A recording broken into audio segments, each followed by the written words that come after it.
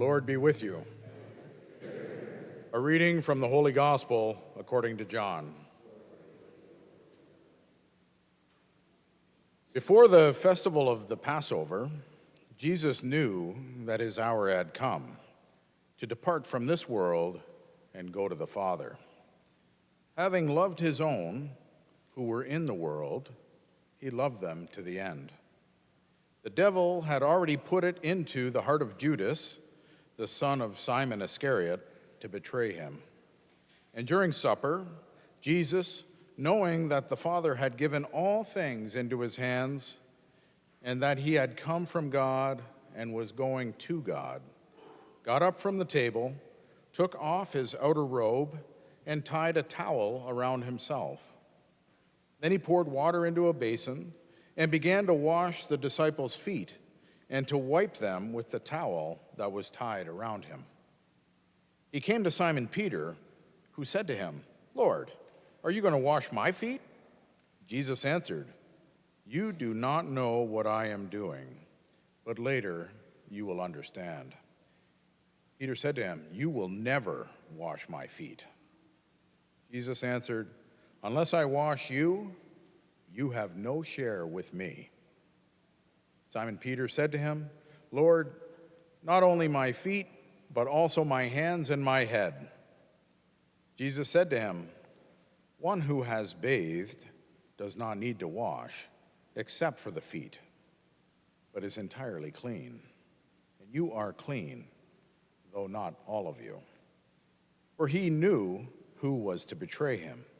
For this reason he said, "Not all of you are clean." After he had washed their feet, put on his robe, and returned to the table, Jesus said to them, "Do you know what I have done for you? You call me teacher and Lord, and you are right, for that is what I am.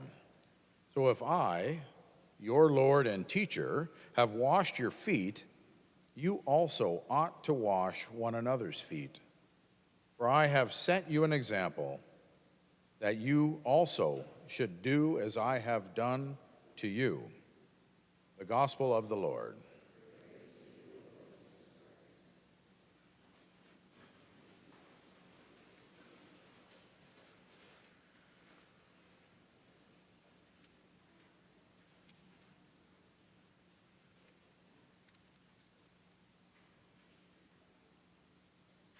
Our sacred Triduum, or the Great 3 Days, has now begun with our celebration of the Lord's Supper tonight. It's interesting that in our liturgy, it's kind of designed to be one large liturgy from tonight's celebration of the Lord's Supper right through to the Easter celebration. As tonight, we kind of have a different ending to our celebration. We leave in silence with the procession of the Blessed Sacrament to an altar of repose, which will be in our hall, in the Blue Room in our hall right after our Mass tonight, with adoration until midnight. So you're welcome to come right after or any time before midnight for that as well. Then tomorrow on Good Friday, the church gathers in silence, and we begin with a silent procession as we come in, as if the one liturgy is continuing, with no closing hymn tonight, no opening hymn tomorrow. And again at the end, when we leave, in silence with the veneration of the cross. We then again gather in silence on the Easter Saturday, the Holy Saturday, the Easter Vigil, as we begin with a blessing of the fire, the procession with the candle in the new fire into the church, singing "Christ our Light" 3 times. So we have this one large liturgy spaced over the whole weekend, beginning with us with this celebration tonight. So tonight in this celebration, we celebrate 3 different things. We celebrate the institution of the Eucharist, we celebrate the institution of the priesthood, and we celebrate the call to service. And we celebrate, first of all, the institution of the Eucharist. And the first night, the night before Jesus died, when he took the bread, took the wine, said, "Take and eat, this is my body, this is my blood." And we see that this is, in a sense, a fulfillment. It was a preview of that, in a sense, a hinting of that in the first reading today with the Old Testament, with the whole Exodus event and the Passover meal, where they were to take a lamb, they were to slaughter it, they were to spread the blood on the doorposts of the house, and the angel of death would pass over that house. They would be spared, they would be given life. And this is foreshadowing the great event of Jesus' passion, his death, and his resurrection that would deliver not just from a one-time event to deliver people from slavery in Egypt, but deliver us from sin and from death. So we have that, again, this institution of the Eucharist on that night with the killing of the Passover lamb. And St. John the Baptist pointing out, behold the Lamb of God. So Jesus is that lamb of sacrifice offered to take away our sins. So the night before Jesus dies, he institutes this memorial. And it's a memorial in the Jewish understanding of the term memorial. And that is not only a recollection of an event of the past, but actually becoming present to that event. And this is what happens in the Eucharist. We actually become present to the passion, the death, and the resurrection of our Lord. So it's kind of a neat event, sort of outside of time and for all eternity, what happens every celebration during the Mass. At our diocesan retreat house, some of you may have been to Holy Family Retreat House in Oxley, but there's a neat mural carved in wood on the back wall right behind the altar there.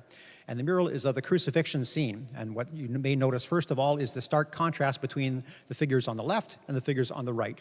So on the right-hand side, you have Mary, you have St. John, you have the sun bursting through, and the good thief looking towards Jesus.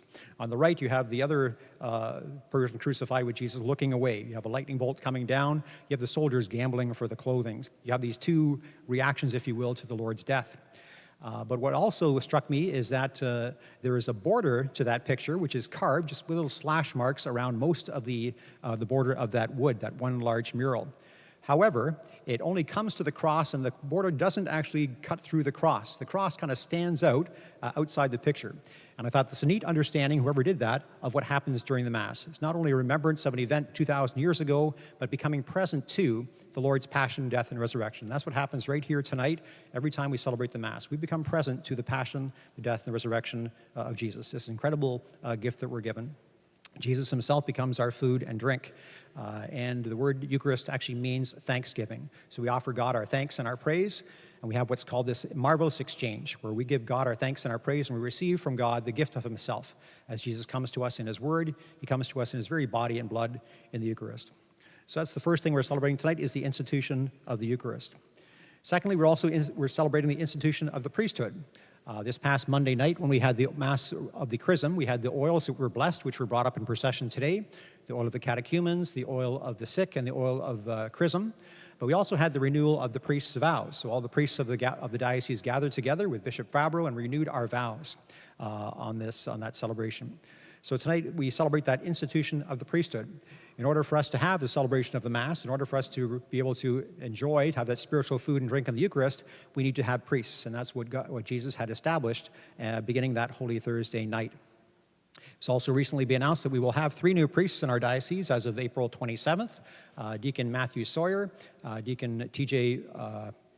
Vandermeer, and Deacon James Prince have just received their call to priesthood, so we'll be happy to have 3 new priests in our diocese at the end of this next month. I guess we're still in March for a couple more days. So please keep them in your prayers and continue to pray for vocations to the priesthood and religious life as well. The third thing we celebrate tonight is the model of service that we're given. So it's interesting in the gospel reading tonight that we don't have what's called the institution narrative. We don't have Jesus saying, take and eat, this is my body, take and drink, this is the cup of my blood. So that's because our gospel is taken from John's gospel. In our second reading today from St. Paul, we heard the earliest account of that institution narrative, which even predates the Gospels of Matthew, Mark, and Luke. So John was already aware there's already 4 accounts of that institution narrative out there. So St. John, though, is in the place of, or where this Last Supper is taking place. He doesn't say those words, but he does say another event that happened at the same time, and that is the washing of the disciples' feet, where Jesus takes off his outer garments. He gets down, he ties a towel around his waist and washes the feet of his disciples as a model for them of service. If I, your Lord and teacher, have washed your feet, you must wash one another's feet. So this is figuratively speaking, unless you're, say, a nurse or a personal support worker, then your job probably is not to literally wash other people's feet, but there's many ways that we can do that and be of service of one another, day in and day out, little ways and bigger ways. We just have to have our eyes open, our hearts open to be able to look on how to serve one another in that. So we have this model of service that Jesus gives. At another point, Jesus says, the Son of Man has come not to be served, but to serve, and to give his life as a ransom for many. So Jesus laying down his life on the cross is the biggest act of service he gives for us. He shows that figuratively in the washing of the disciples' feet. Also his 3 years of public ministry, of teaching, of healing, of casting out demons, of traveling all around, of feeding the crowds. All those ways that Jesus showed that service for us as well. And again, there's this profound connection between the Eucharist and service.